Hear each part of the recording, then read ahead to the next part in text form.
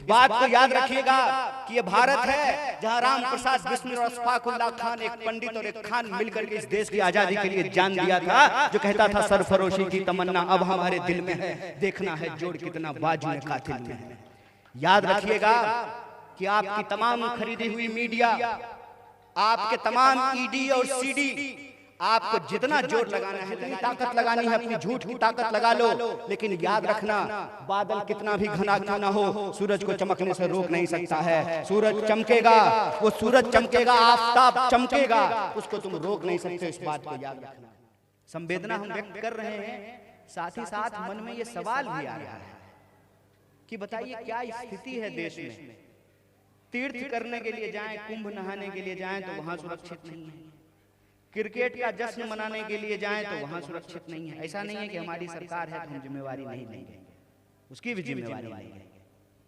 कुंभ नहाने जाएं वहां सुरक्षित नहीं, जश्न मनाने जाएं वहां सुरक्षित नहीं, ट्रेन में चढ़ें वहां सुरक्षित नहीं, सड़क से चलें वहां सुरक्षित नहीं, हवा में उड़ें वहां सुरक्षित नहीं, सीमा पे सुरक्षित नहीं, छुट्टी मनाने जाएं वहां सुरक्षित नहीं। तब भी कुछ गधे कहते हैं कि देश सुरक्षित हाथों में है।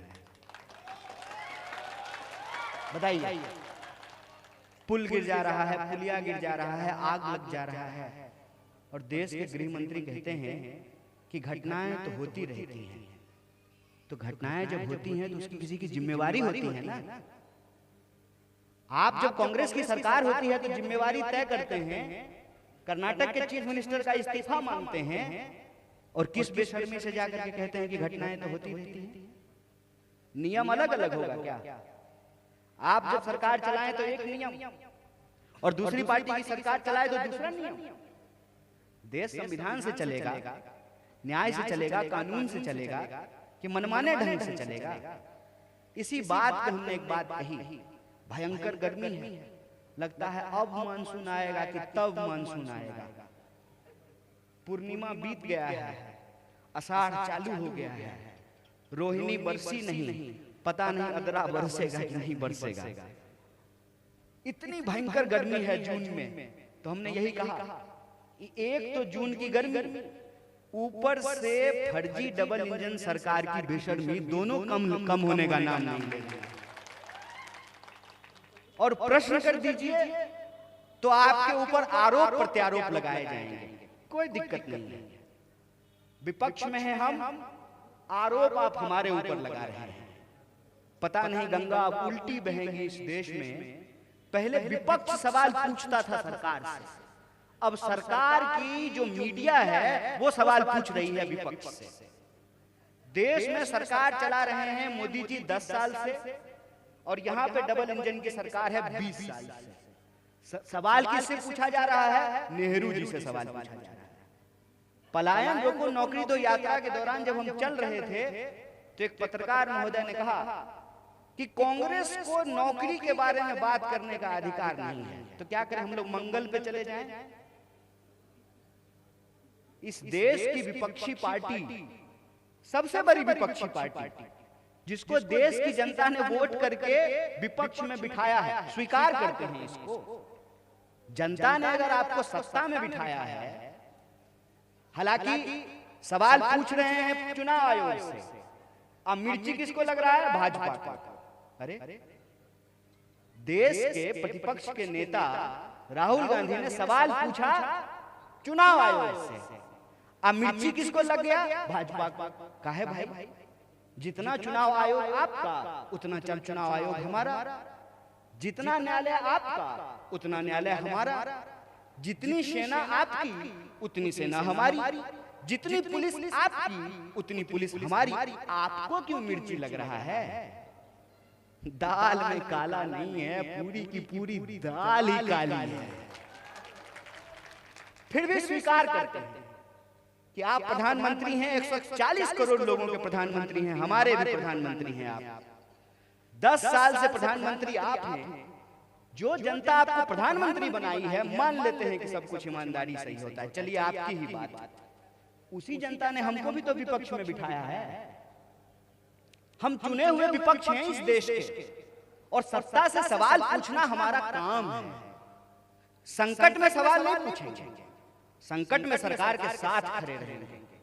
देश पे कोई संकट होगा तो सरकार के साथ खड़े रहेंगे, लेकिन जब संकट टलेगा तो सवाल तो पूछा जाएगा कि देश की सुरक्षा की जिम्मेवारी रक्षा मंत्री की, देश की सुरक्षा की जिम्मेवारी गृह मंत्री की, तो सवाल किससे पूछा जाएगा?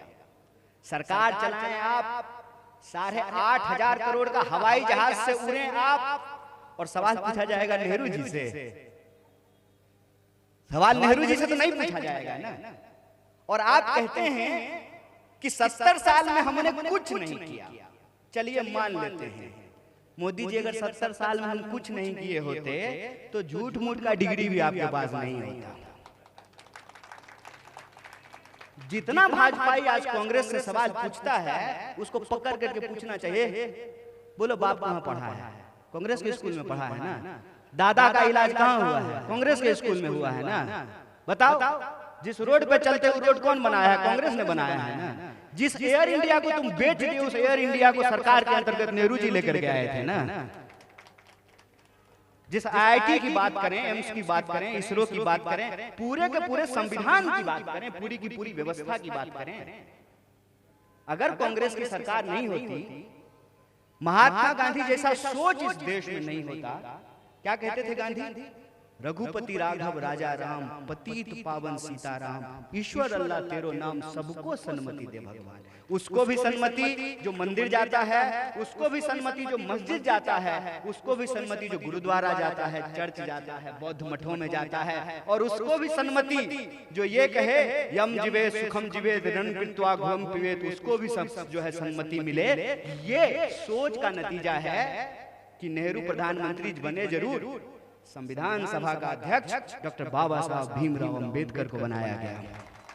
और संविधान अगर नहीं होता, वोट की ताकत नहीं होती, वोट का हिसाब हमारा और आपका बराबर नहीं होता, तो 5 साल में ही सही एक बार हेलीकॉप्टर आपके गांव में उतरता क्या? नेता आपकी गलियों में आकर के हाथ जोड़ता क्या? आपकी जो है गांव में आकर के धूल फाकता क्या? 5 साल में ही सही एक बार उस जनता के सामने हाथ जोड़ना पड़ता है जिसके पास वोट का ताकत है, और वोट का राज है। वोट से सरकार बनती है, वोट से सरकार बिगड़ती है। लेकिन देखिए कितने पतित हो गई है इस देश में जनप्रतिनिधियों का व्यवहार, कितना पतित हो गया है कि जिस जनता से हाथ जोड़ करके वोट लेते हैं, हाथ जोड़ करके चुनाव का वक्त के वक्त जिनसे वोट लेते हैं, जीत जाने के बाद उनको उसी तरह से दुत्कारते हैं।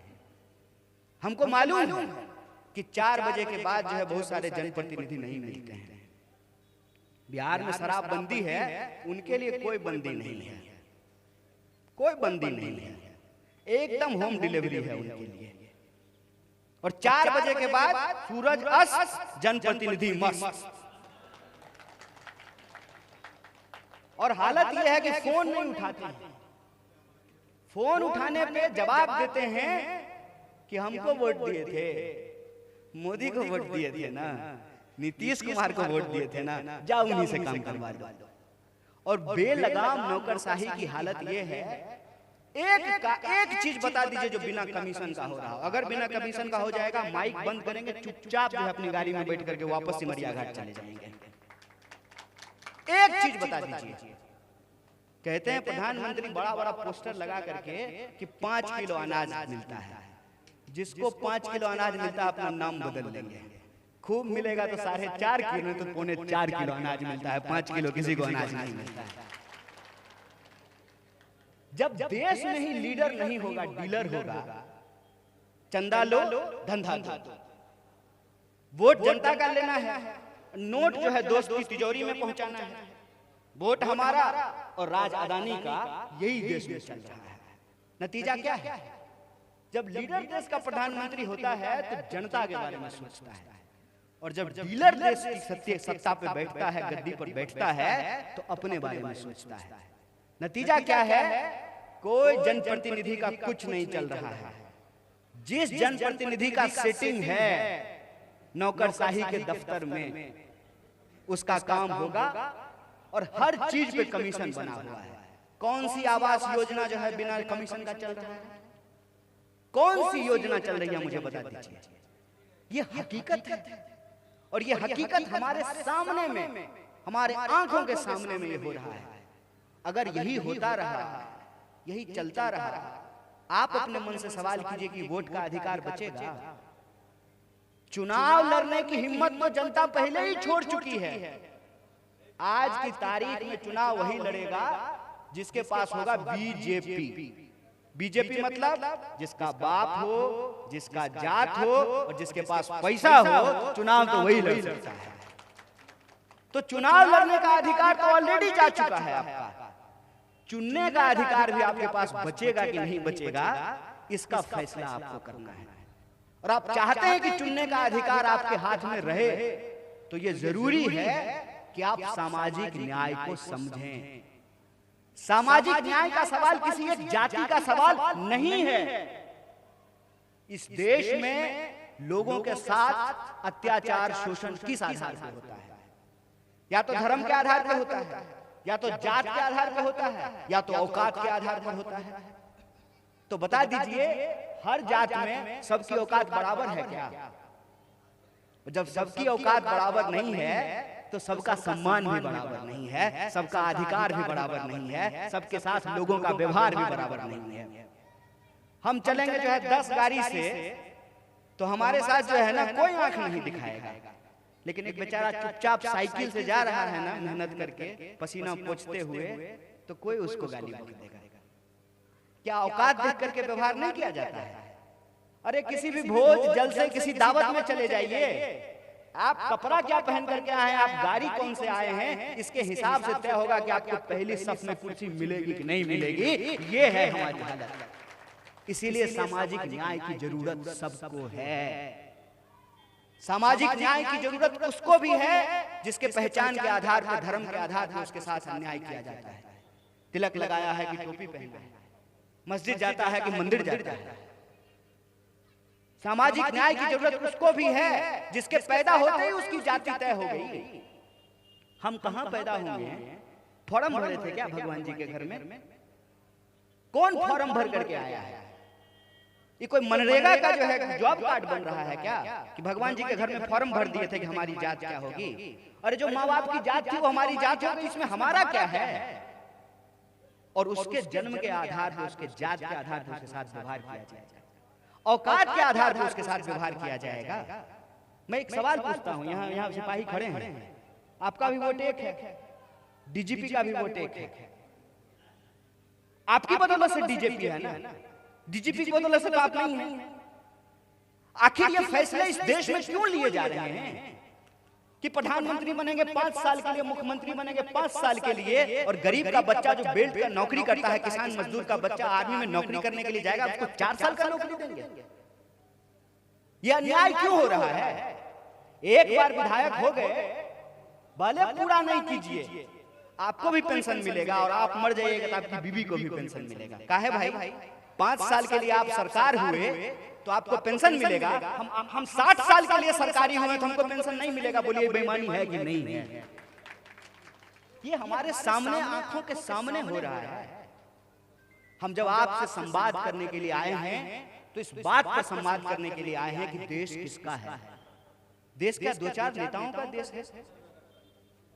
एक प्रधानमंत्री, मुख्यमंत्री, राष्ट्रपति, 2-4 एमएलए एमपी का देश है क्या? इस देश में रहने वाले 140 करोड़ लोग जो गरीब गुरबा हैं, किसान हैं, मजदूर हैं, नौकरी करते हैं, बिजनेस करते हैं, मेहनत करते हैं, मजदूरी करते हैं, मीडिया में काम करते हैं, छोटा मोटा बिजनेस करते हैं, कैमरा चलाते हैं, प्लम्बिंग का काम करते हैं, हल चलाते हैं, ट्रैक्टर चलाते हैं, जो नल ठीक करते हैं, जो बिजली ठीक करते हैं, ये देश उनका भी है जितना इस देश के प्रधानमंत्री और राष्ट्रपति का। आखिर देश में अगर इनके अधिकार नहीं बचेंगे, देश के लोग नहीं बचेंगे, तो देश कैसे बचेगा? और प्रचार किया जाता है, क्या प्रचार किया गया है कि हम जापान से ज्यादा मजबूत अर्थव्यवस्था हो गया है। हाय रे बेशर्मी! अगर हम जापान से ज्यादा मजबूत अर्थव्यवस्था हो गए हैं तो जरा हमको सोच के बताइए, ये 80 करोड़ लोग कौन है जो लाइन में लग करके 5 किलो अनाज ले रहे हैं? जरा हमको सोच करके बता दीजिए। जो लोग 5 किलो अनाज ले रहे हैं सरकारी दस्तावेज के हिसाब से वो गरीब हैं। तो आप कह रहे हैं कि आप 80 करोड़ गरीब लोगों को 5 किलो अनाज दे रहे हैं, दूसरी तरफ कह रहे हैं कि हम 5 ट्रिलियन की इकोनॉमी बना रहे हैं, और तीसरी तरफ इस देश का एक बेशरम पूंजीपति अपने बेटा के ब्याह में 5,000 करोड़ रुपया खर्च कर रहा है। बताइए हम कैसा देश बना रहे हैं? देश ऐसे चलेगा? अगर इस देश के लोग जिन्होंने हमको आजादी दिलाई यही सोच करके अगर इस देश बनाए होते, तो क्या आज आंगनबाड़ी में काम करने वाली का बेटा खड़ा होकर के इस देश के प्रधानमंत्री से सवाल कर रहा होता? क्या डालेंगे जेल में? है हिम्मत?